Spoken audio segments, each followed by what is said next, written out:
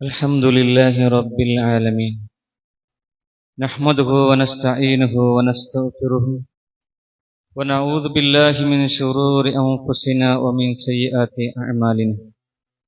من يهد الله فلا مضل له ومن يضلل فلا هادي له. أشهد أن لا إله إلا الله وحده لا شريك له، وأشهد أن محمدا عبده ورسوله أرسله بالهدى ودين الحق ليظهره على الدين كله ولو كره المشركون. اللهم صل على محمد وعلى آل محمد كما صليت على إبراهيم وعلى آل إبراهيم. اللهم بارك على محمد وعلى آل محمد كما باركت على إبراهيم وعلى آل إبراهيم إنك حميد مجيد. أما بعد، فإن خير الحديث كتاب الله، وخير الهدي هدي محمد صلى الله عليه وسلم، وشر الأمور محدثاتها، وكل محدثة بدعة، وكل بدعة ضلالة، وكل ضلالة في النار. أعوذ بالله من الشيطان الرجيم. بسم الله الرحمن الرحيم. يا أيها الذين آمنوا اتقوا الله حق تقاته ولا تموتن إلا وأنتم مسلمون. يا أيها الناس اتقوا ربكم الذي خلقكم من نفس واحدة وخلق منها زوجها وبث منهما رجالا كثيرا ونساء، واتقوا الله الذي تساءلون به والأرحام إن الله كان عليكم رقيبا. يا أيها الذين آمنوا اتقوا الله وقولوا قولا سديدا يصلح لكم أعمالكم ويغفر لكم ذنوبكم، ومن يطع الله ورسوله فقد فاز فوزا عظيما.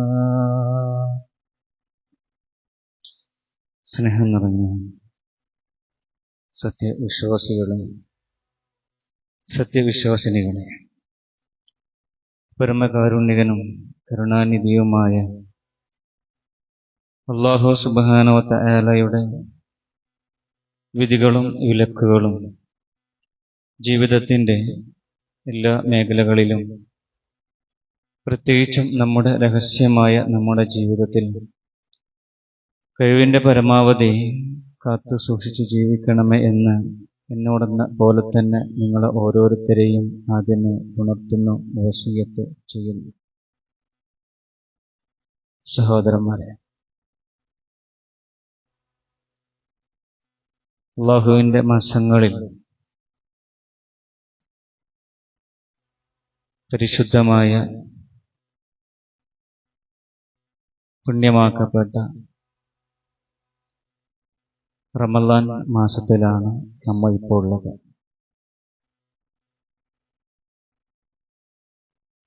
ഈ പരിശുദ്ധ റമളാനിൽ അല്ലാഹു സുബ്ഹാനഹു വ തആല നോമ്പ് നിർബന്ധമാക്കപ്പെട്ടത് പോലും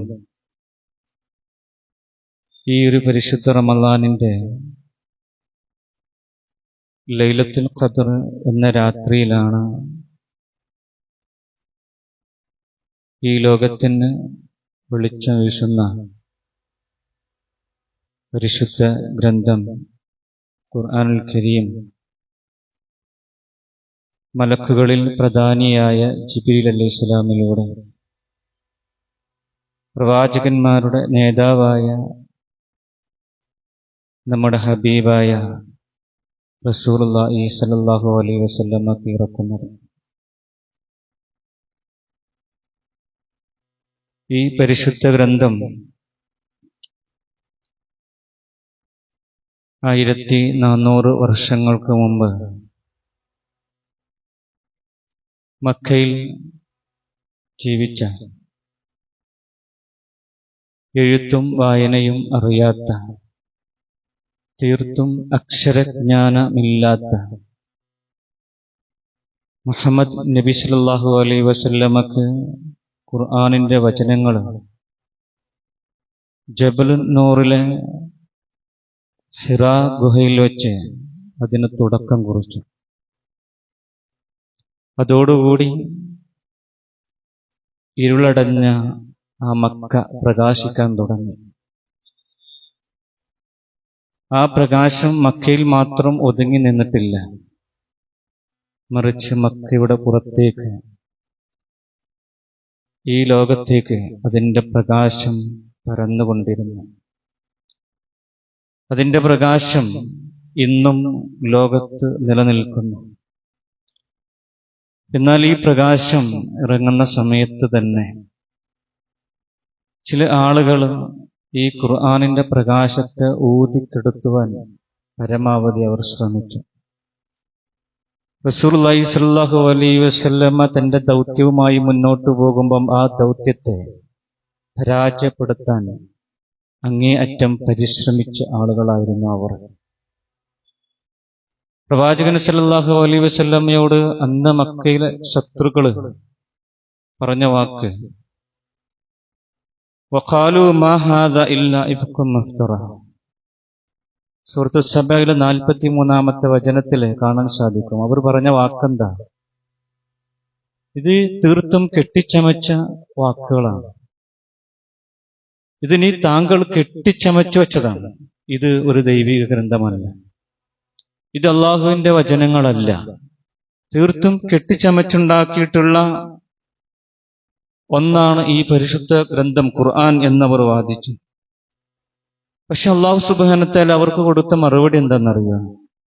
വമാ കാന ഹാദൽ ഖുർആനു അൻ യുഫ്തറ മിൻ ദൂനില്ലാഹി വലാകിൻ തസ്ദീഖല്ലദീ ബൈന യദൈഹി. ഇത് അള്ളാഹുവിനെ കൂടാതെ മറ്റുള്ളവർ നിർമ്മിക്കപ്പെട്ടതല്ല. ഇത് മുൻ വേദഗ്രന്ഥങ്ങളെ സത്യപ്പെടുത്തിക്കൊണ്ടുവന്ന തീർത്തും സത്യസന്ധമായ അള്ളാഹുവിന്റെ വചനങ്ങളാണ് ഈ വചനങ്ങൾ എന്ന് അള്ളാഹു സുബ്ഹാനഹു വതആല അവർക്ക് മറുപടി കൊടുക്കുക. നോക്കൂ, റസൂലുള്ളാഹി സ്വല്ലല്ലാഹു അലൈഹി വസല്ലമക്ക് ഇതങ്ങനെ കെട്ടിച്ചമച്ചുണ്ടാക്കാൻ, എഴുതി വെക്കാൻ ഒരിക്കലും സാധിക്കുകയില്ല. കാരണം ഒരു സംഭവം റസൂൽ സല്ലല്ലാഹു അലൈഹി വസല്ലമയുടെ ദഅവത്തിന്റെ ആ ആരംഭഘട്ടത്തിൽ, അന്ന് മക്കയിലെ പ്രമാണിമാരായിട്ടുള്ള നേതാക്കന്മാരായിട്ടുള്ള ഉത്ബയും അബൂജഹലും തുടങ്ങുന്ന വലിയ നേതാക്കന്മാർക്ക് റസൂൽ സല്ലല്ലാഹു അലൈഹി വസല്ലമ ഖുർആനെ പരിചയപ്പെടുത്തി കൊടുക്കുന്ന ഒരു രംഗം ചരിത്രത്തിൽ കാണാൻ സാധിക്കും. റസൂലുള്ളാഹി സ്വല്ലല്ലാഹു അലൈഹി വസല്ലമയുടെ മുമ്പിൽ അന്ന് മക്കയിലെ ആ പ്രധാനികളായിട്ടുള്ള നേതാക്കന്മാരായിട്ടുള്ള മക്ക ഖുറൈശികളിലെ നേതാക്കന്മാർ റസൂലുള്ളാഹിന്റെ മുമ്പിൽ ചെവി കൊടുക്കുന്ന ഒരു സമയമുണ്ട്. ആ സമയത്താണ് മഹാനായ അബ്ദുല്ലാ ഇബ്നു ഉമ്മു മക്തൂം. ആരാണ് അബ്ദുല്ലാ ഇബ്നു ഉമ്മു മക്തൂം? തീർത്തും അന്ധനാണ്, കണ്ണുവെട്ടനാണ്, കാണാൻ കഴിയാത്ത, ഒന്നും കാണാൻ കഴിയാത്ത അബ്ദുല്ലാ ഇബ്നു ഉമ്മു മക്തൂം റളിയല്ലാഹു അൻഹു റസൂൽ സല്ലല്ലാഹു അലൈഹി വസല്ലമയെ തെരഞ്ഞു വരികയാണ്. യാ റസൂലല്ലാഹ് അല്ലിംനി മിമ്മ അല്ലമക്കല്ലാഹ്. റസൂൽ സല്ലല്ലാഹു അലൈഹി വസല്ലമയുടെ അടുക്കൽ വന്നുകൊണ്ട് അബ്ദുല്ലാ ഇബ്നു ഉമ്മു മക്തൂം റളിയല്ലാഹു അൻഹു പറയുന്ന വാക്ക്, യാ റസൂലല്ലാഹുവിന്റെ പ്രവാചകരെ, അല്ലിംനി മിമ്മ അല്ലമക്കല്ലാഹ്, അള്ളാഹു താങ്കളെ പഠിപ്പിച്ചിട്ടുള്ളത് ഏതൊന്നോ അത് എനിക്കൊന്ന് പഠിപ്പിച്ചു തന്നാലും. നോക്കൂ, അന്ധനായ, കണ്ണുവെട്ടനായ, വഴിയറിയാത്ത, തപ്പിത്തടഞ്ഞു വരുന്ന ആ അബ്ദുല്ലാ ഇബ്നു ഉമ്മു മക്തൂമിന്റെ ആഗ്രഹം ഖുർആൻ ഒന്ന് പഠിക്കാനാണ്. ആകാശലോകത്തു നിന്ന് വരുന്ന വഹി അതൊന്ന് പഠിക്കാൻ വേണ്ടിയിട്ടാണ്.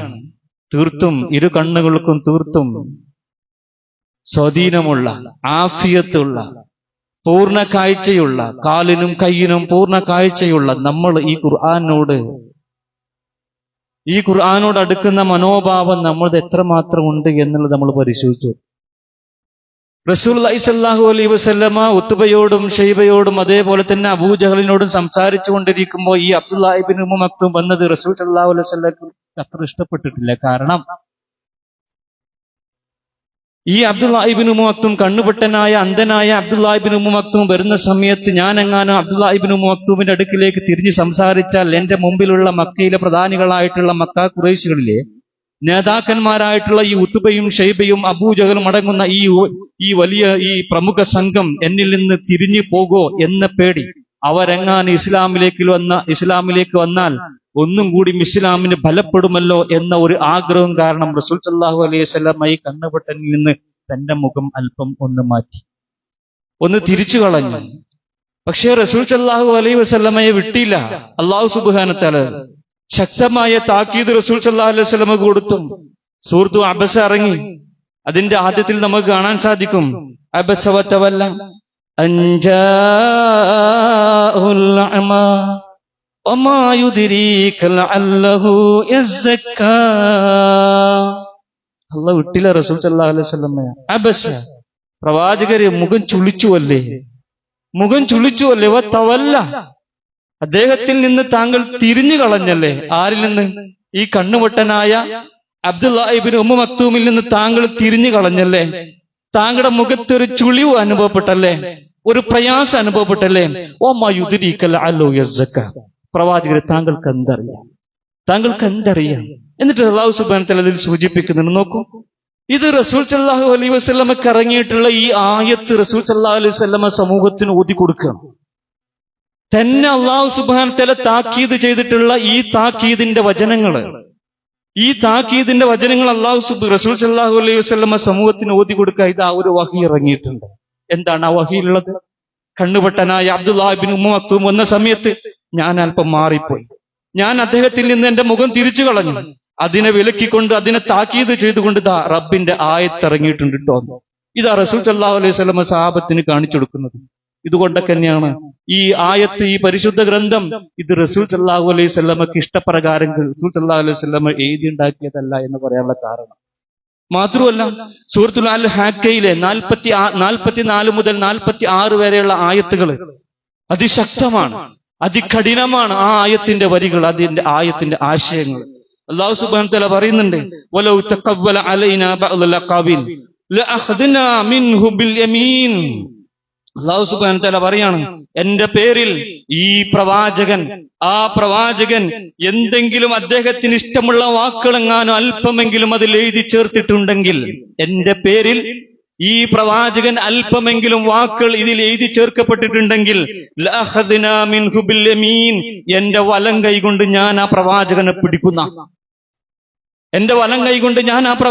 പിടിക്കും. സുമ്മ ലഖതഅനാ മിൻഹുൽ വതീൻ, പിന്നെ ഞാൻ അദ്ദേഹത്തിന്റെ ജീവനാടി ഞാൻ അറുത്ത് കളയും, കഷ്ണിച്ചു കളയും.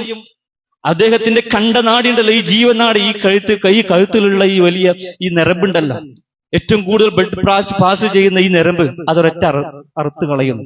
അല്ലാഹ് പറയാ, ആരുടെ നരമ്പ്? പ്രവാചകൻ സല്ലല്ലാഹു അലൈഹി വസല്ലമയുടെ നരമ്പ്. ആര്? അല്ലാഹു സുബ്ഹാനഹു വ തആല. എങ്ങനെയാണെങ്കിൽ ഈ പരിശുദ്ധ ഗ്രന്ഥത്തിൽ അള്ളാന്റെ പേരിൽ അല്പമെങ്കിലും പ്രവാചകൻ എഴുതി ചേർക്കപ്പെട്ടിട്ടുണ്ടെങ്കിൽ അല്ലാഹ് പറയാൻ, ഞാൻ മുറിച്ചു കളയും. ഫമാ മിൻകും മിൻ അഹദിൻ അൻഹു ഹാജിസിൻ, ഞാൻ അദ്ദേഹത്തിന്റെ ജീവനാടി കഷ്ണിച്ചു കളയുന്നതിൽ നിന്ന് അദ്ദേഹത്തെ രക്ഷപ്പെടുത്താൻ നിങ്ങൾക്ക് ഒരാൾക്കും കഴിയില്ലട്ടോ എന്ന് ശക്തമായ താക്കീതാണ് അല്ലാഹു സുബ്ഹാനഹു വ തആല നൽകുന്നത്. എന്താ നിങ്ങൾ ഖുർആനെ കുറിച്ച് വിചാരിച്ചത്? എന്താ നമ്മൾ ഖുർആനെ കുറിച്ച് വിചാരിച്ചത്? ഇത് മുഴുവൻ അല്ലാഹുവിന്റെ വാക്കാണ്. ഇതിലൊരു പദം പോലും, ഒരു അക്ഷരം പോലും, ഒരു ഹറക്കത്ത് പോലും റസൂൽ സല്ലല്ലാഹു അലൈഹി വസല്ലമയുടെ ഇഷ്ടപ്രകാരം ഇത് മാറ്റാൻ കഴിയുകയില്ല. ഇത് മുഴുവൻ ഖുർആനിന്റെ വചനങ്ങളാണ്. മാത്രമല്ല, ഈ ഖുർആന്റെ വചനങ്ങൾക്ക് റസൂൽ സല്ലല്ലാഹു അലൈഹി വസല്ലമക്ക് വഹി ഇറങ്ങുന്ന സമയത്ത് ഇതിന്റെ വെയിറ്റ് എത്രയെന്നറിയോ? ഇതിന്റെ കനം എത്രയെന്നറിയോ? ഇതിന്റെ വെയിറ്റ് റസൂൽ സല്ലല്ലാഹു അലൈഹി വസല്ലമക്ക് പലപ്പോഴും വഹി ഇറങ്ങുന്ന സമയത്ത് നല്ല തണുപ്പുള്ള രാത്രിയിലാണ് വഹി ഇറങ്ങുന്നത് എങ്കിലും റസൂൽ സല്ലല്ലാഹു അലൈഹി വസല്ലം ആ വഹി കാരണം റസൂൽ സല്ലല്ലാഹു അലൈഹി വസല്ലം വിയർത്തുകൊണ്ട് വിളിക്കുന്ന ശക്തമായ തണുപ്പിലാണെങ്കിൽ പോലും, നിങ്ങൾക്കറിയില്ല മക്കയിൽ ഉണ്ടാകുന്ന തണുപ്പ് എത്ര മാത്രം കഠിനായിരിക്കും. ആ സമയത്ത് പോലും റസൂൽ സല്ലല്ലാഹു അലൈഹി വസല്ലം വിയർത്ത് ഒലിച്ചുകൊണ്ടിരിക്കും. ഈ വഹിന്റെ ഇറക്കം അത്രക്കും ശക്തമാണ്. ഈ വഹി റസൂൽ സല്ലല്ലാഹു അലൈഹി വസല്ലം വാഹനപ്പുറത്തിരിക്കുന്ന സമയത്താണ്, തന്റെ ഒട്ടകപ്പുറത്തിരിക്കുന്ന സമയത്താണ് വഹി ഇറങ്ങുന്നത് എങ്കിൽ ഈ വഹിന്റെ കനം കൊണ്ട് റസൂൽ സല്ലല്ലാഹു അലൈഹി വസല്ലമയുടെ ഭാരം സഹിക്കവയ്യാതെ ഈ ഒട്ടകം മുട്ടുകുത്തി പോകും ഈ ഒട്ടകം. അത്രക്കും ശക്തമാണ്, ഇതിന്റെ വെയിറ്റാണ് ഇതിന്റെ ഈ വഹിയൊക്കെ. സഹാബാക്കൾ പറയുന്നു, റസൂൽ സല്ലല്ലാഹു അലൈഹി വസല്ലമക്ക് ചില സമയത്ത് വഹി ഇറങ്ങുമ്പോൾ, ഒരിക്കൽ വഹി ഇറങ്ങുന്ന സമയത്ത് എന്റെ കാലിന്റെ മുകളിൽ റസൂൽ സല്ലല്ലാഹു അലൈഹി വസല്ലമയുടെ കാലുണ്ട്. വഹി ഇറങ്ങുന്ന സമയത്ത് ഞാൻ എന്റെ റസൂലുള്ളാഹിന്റെ കാലിന്റെ വെയിറ്റ് ഞാൻ അനുഭവപ്പെടുകയാണ്. കാല് റസൂൽ സല്ലല്ലാഹു അലൈഹി വസല്ലമക്ക് കനങ്ങനെ കൂടി വരുന്നു. അവസാനം ഞാൻ വിചാരിച്ചു പോയി എന്റെ കാലിന്റെ എല്ലുകൾ ഇപ്പൊ പൊട്ടി നുരുമ്പിച്ചു പോകുമോ എന്ന്. അത്രക്കും ശക്തമാണ് ഈ വഹി എന്നുള്ളത്. ഇതൊരാൾക്ക് എഴുതിണ്ടാക്കാൻ പറ്റുന്നതല്ല. മാത്രമല്ല ഈ വഹി, അള്ളാഹുവിന്റെ ഈ വഹി ഉണ്ടല്ലോ, ഖുർആൻ വചനങ്ങൾ, ഈ ഖുർആനിന്റെ ഹലാവത്തും തലാവത്തും കണ്ട് അന്തം വിട്ട് വാപ്പൊളിച്ചു പോയിട്ടുണ്ട് മക്കയിലെ ആളുകൾ. ഇതിന്റെ ഹലാവത്തും തലാവത്തും കണ്ട് ഇസ്ലാമിന്റെ കൊടിയ ശത്രുവായ വലീദ് ബിൻ മുഗീറ, അന്ന് അറേബ്യൻ സാഹിത്യത്തിൽ തമ്പുരാനാണ് ആര്? വലീദ് ബിൻ മുഗീറ. അദ്ദേഹം റസൂൽ സല്ലല്ലാഹു അലൈഹി വസല്ലമയിൽ നിന്ന് ഖുർആനിന്റെ വചനങ്ങൾ കേൾക്കാനിടയായി. ആ സമയത്ത് അദ്ദേഹം പറഞ്ഞൊരു വാക്ക് ചരിത്രത്തിൽ കുറിക്കപ്പെട്ടിട്ടുണ്ട്. എന്താണെന്നറിയോ? ഇന്നഹു ലഹു ലഹലാവ. ഓ, ഇതിന് വല്ലാത്തൊരു മാധുര്യമുണ്ടല്ലോ, ഇതിന് വല്ലാത്തൊരു മധുരമുണ്ടല്ലോ. വ ഇന്ന അലൈഹി ലതലാവ. ഇതിന് നല്ല ഗംഭീരമായിട്ടുള്ള അഴകാണല്ലോ ഇതിനുള്ളത്. വ ഇന്ന അലാഹു ലമുസ്മിറുൻ. ഇതിന്റെ മുകൾ ഭാഗം നല്ല കായ്കനിയുള്ളതാണ്, ഫലം നൽകുന്നതാണ്, ധാരാളം ഫലമുള്ളതാണ്.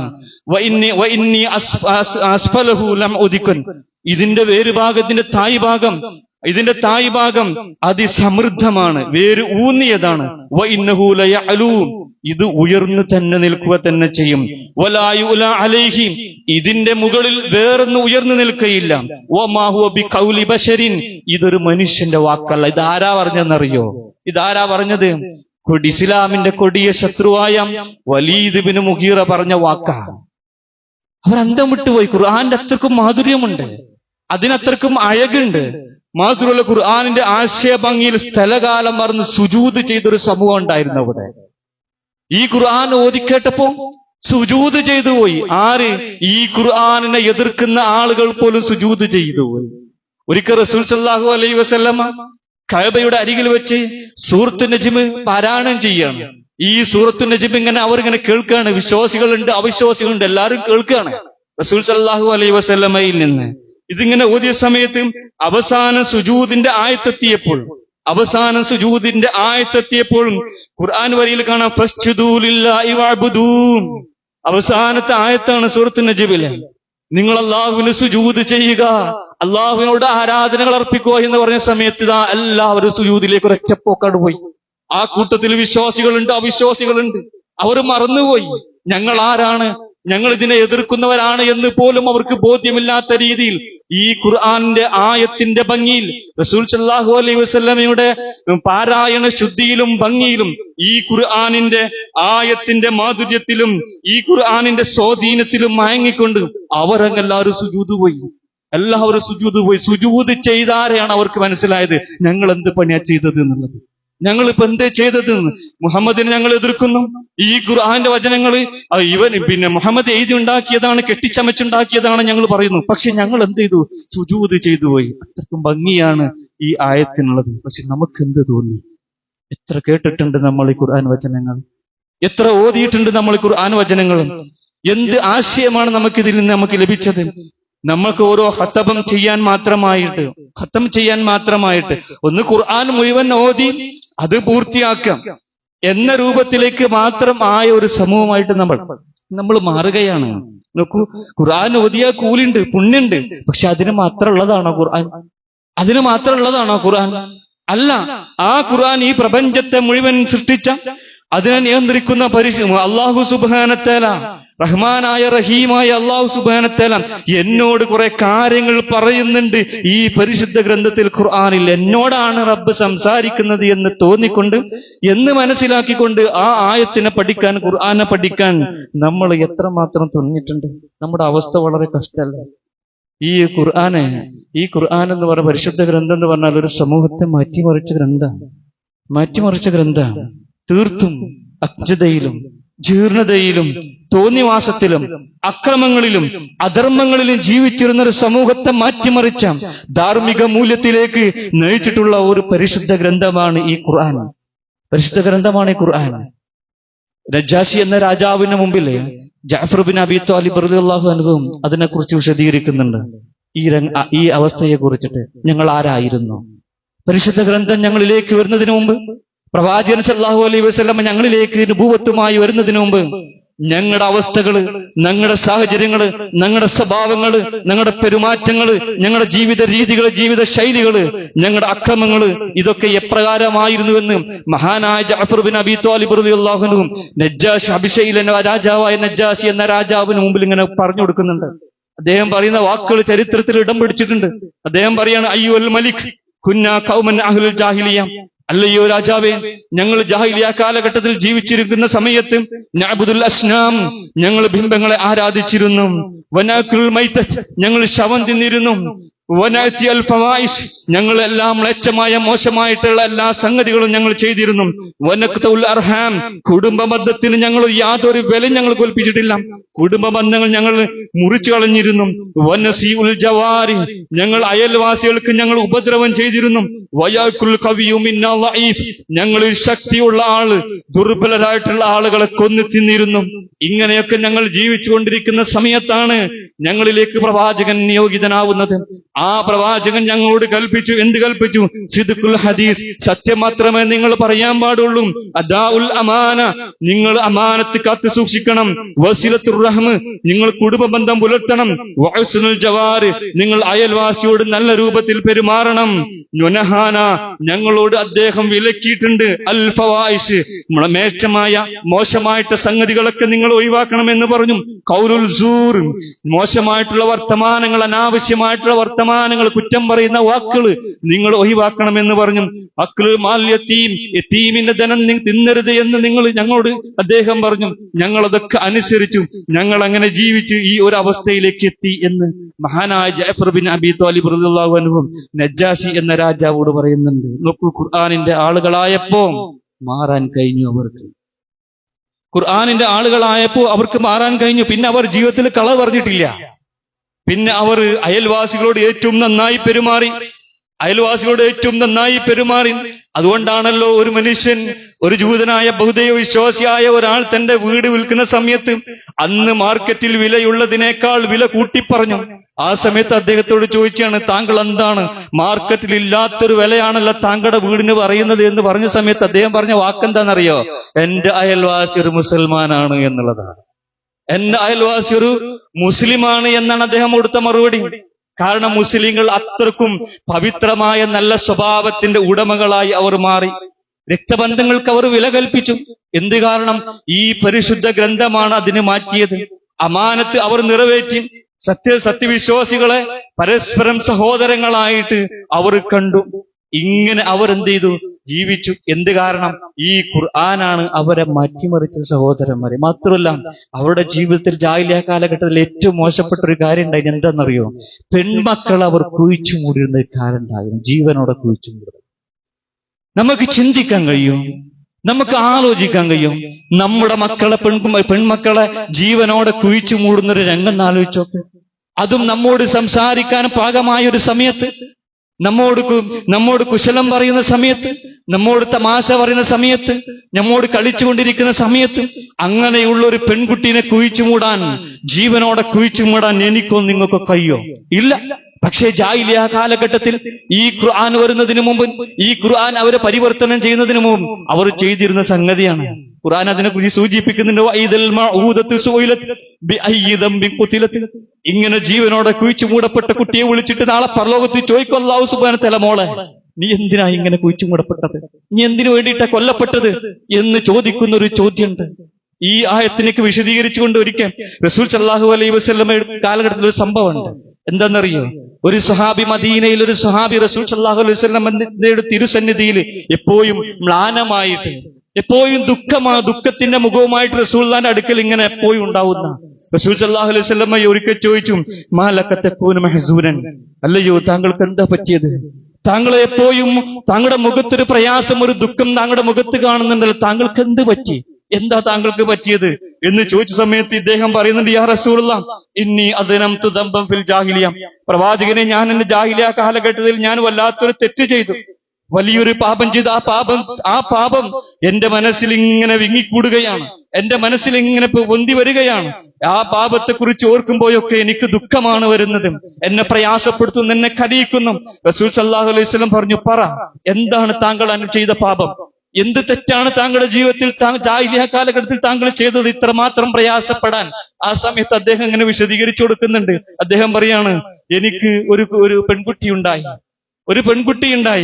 ആ പെൺകുട്ടി ജനിച്ച സമയത്ത് തന്നെ എന്റെ ഭാര്യ എന്നോട് പറഞ്ഞു, ഈ കുഞ്ഞിനെ ഒരിക്കലും കൊല്ലരുതിട്ടോ, നശിപ്പിക്കരുതിട്ടോ. ഞാൻ എന്റെ ഭാര്യയ്ക്ക് എന്ത് ചെയ്തു? വാക്കുകൊടുത്തു, നശിപ്പിക്കൂല, കൊല്ലൂല എന്നുള്ളത്. ആ കുട്ടി വലുതായി. ആ കുഞ്ഞാണെങ്കിൽ അന്ന് എന്റെ നാട്ടിൽ ഏറ്റവും സുന്ദരിയായ ഒരു പെൺകുട്ടിയായി എന്റെ കുഞ്ഞ് വളർന്നു വരികയാണ്. പലപ്പോഴും ആ കുഞ്ഞിനെ കണ്ട സമയത്ത് ആളുകൾ ആ കുഞ്ഞിന് വേണ്ടിയിട്ട് വിവാഹം അന്വേഷിച്ചുകൊണ്ടിരുന്നു. വിവാഹം അന്വേഷിച്ച് എന്റെ വീട്ടിലേക്ക് ആളുകൾ എത്തി. ആ സമയത്ത് അപ്പോ എനിക്ക് എന്റെ ഹമിയ എന്നെ പിടികൂടി. എന്താണ് ഹമിയ എന്നുള്ളത്? ജാഹിലിയത്തിലെ ദുരഭിമാനമാണ്. ഒരിക്കലും യുക്തിക്കോ നീതിക്കോ നിരക്കാത്ത രീതിയിലുള്ള തറവാടിത്തത്തിന്റെ അഹങ്കാരവും തറവാടിത്തത്തിന്റെ മഹിമയും അതെന്നെ പിടികൂടി. യുക്തിക്കോ നീതിക്കോ നിരക്കാത്ത തറവാടിത്ത മഹിമ, ആ അഹങ്കാരം എന്നെ പിടികൂടി, ഹമിയ എന്നെ പിടികൂടി. എനിക്ക് വല്ലാത്തൊരു പ്രയാസം അനുഭവപ്പെട്ടു. ഞാൻ ഈ കുട്ടിയെ വിവാഹം കഴിച്ചു കൊടുക്കണം, അല്ല വിവാഹം കഴിക്കാതെ എന്റെ വീട്ടിൽ തന്നെ ഞാൻ നിർത്തണോ? എനിക്ക് വല്ലാത്ത പ്രയാസം, ഹമിയ എന്നെ പിടികൂടി, ദുരഭിമാനം എന്നെ പിടികൂടി. അവസാനം ഹമിയ എന്നെ അതിജയിച്ചു. അവസാനം ഞാൻ ആ കുട്ടിയെ കൊല്ലുവാൻ തീരുമാനിക്കുകയാണ്. അങ്ങനെ ഞാൻ അതൊന്നും എന്റെ ഭാര്യയെ അറിയിക്കാതെ ഞാൻ എന്റെ ഭാര്യയോട് പറഞ്ഞു, ഞാൻ എന്റെ കുടുംബത്തിലേക്ക്, എന്റെ തറവാടിലേക്ക്, എന്റെ ജ്യേഷ്ഠനനിയന്മാരുടെ അടുക്കിലേക്ക് ഞാൻ പോകുകയാണ്. അതുകൊണ്ട് മോളെ ഒന്ന് ഒരുക്കി തരണം, ഞാൻ എന്റെ മോളെയും കൂട്ടി പോകുകയാണ്. ഈ ഭാര്യയ്ക്ക് വല്ലാത്തൊരു സന്തോഷം. ഇതുവരെ ജനിച്ചിട്ട് ഇത്രയും പ്രായമായിട്ട് വിവാഹപ്രായം എത്തുന്നവരെ ഈ കുഞ്ഞിനെ ഈ വീട്ടിന്റെ പുറത്തേക്ക് ഈ മനുഷ്യൻ കൊണ്ടുപോയിട്ടില്ല. അദ്ദേഹത്തിന്റെ കുടുംബത്തിലേക്ക് ഒരു വട്ടം കൊണ്ടുപോയിട്ടില്ല. ആ കുടുംബത്തിലേക്ക് കാണിച്ചു കൊടുത്തിട്ടുള്ള ഈ കുഞ്ഞിന്റെ മുഖം. അങ്ങനെയുള്ള ഈ മനുഷ്യൻ എന്റെ കുഞ്ഞിനെ കാണിക്കാൻ കൊണ്ടുപോകുന്നു, കുടുംബത്തിലേക്ക് കൊണ്ടുപോകുകയാണല്ലോ എന്ന സന്തോഷത്താല് ഈ പെണ്ണ് ഈ കുഞ്ഞിനെ, ഈ ഉമ്മ ഈ കുഞ്ഞിനെ കുളിപ്പിച്ച് നല്ല വസ്ത്രം ഇട്ട് ആഭരണങ്ങൾ അണിയിച്ച് ഇദ്ദേഹത്തിന്റെ കൂടെ പറഞ്ഞയക്കുമ്പോഴും ഈ ഒരു വാക്ക് കൊടുത്തു, ഈ കുഞ്ഞിനെ പ്രയാസപ്പെടുത്തരുതേ എന്നുള്ളത്, ഈ കുഞ്ഞിനെ നശിപ്പിക്കരുതേ എന്ന് ഇദ്ദേഹത്തിൽ നിന്ന് വാക്ക് കൊടുത്ത് ഈ കുട്ടിയെ പറഞ്ഞയക്കാം. അവസാനം ഇദ്ദേഹം പറയാണ്, ഞാൻ യാത്ര പോവുകയാണ്. യാത്ര വഴിയിൽ ഒരു കിണറിന്റെ അടുക്കിലേക്ക് എത്തി.